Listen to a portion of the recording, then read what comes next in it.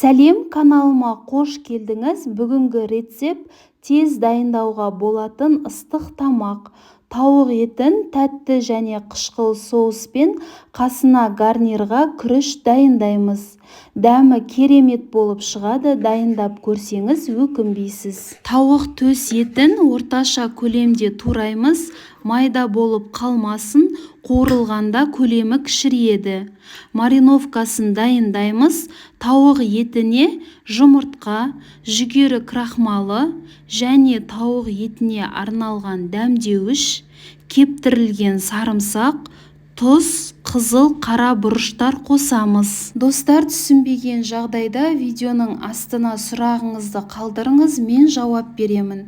Енді осының барлығын толық жақсылап тұрып араластырамыз. Толық араластырып болғаннан кейін бетін жауып 25-30 минутқа қалдырамыз. Енді соусын дайындаймыз. Соя тұздығы, аз мөлшерде бал көп болмауы керек. Көп болған жағдайда қуырылғанда тез күйіп кететін болады. Күнжіт қосамыз, үшеуін жақсылап араластырып қоямыз. Келесі күрішін дайындаймыз. Күрішті алдын ала жуып, кептіріп қоямыз.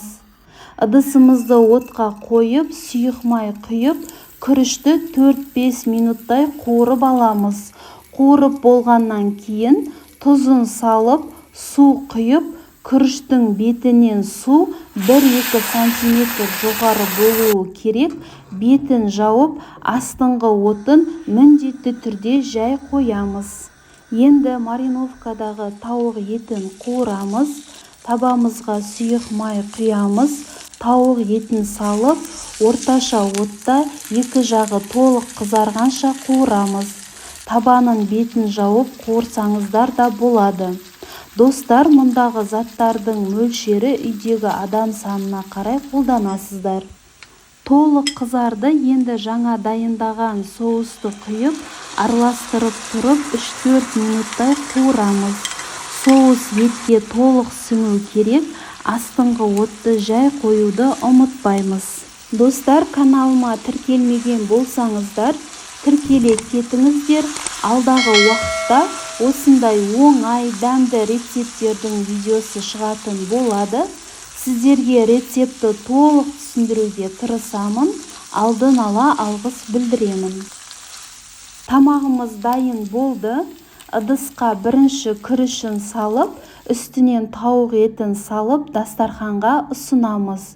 Өте дәмді тамақ. Жасап көріңіздер. Астарыңыз дәмді болсын.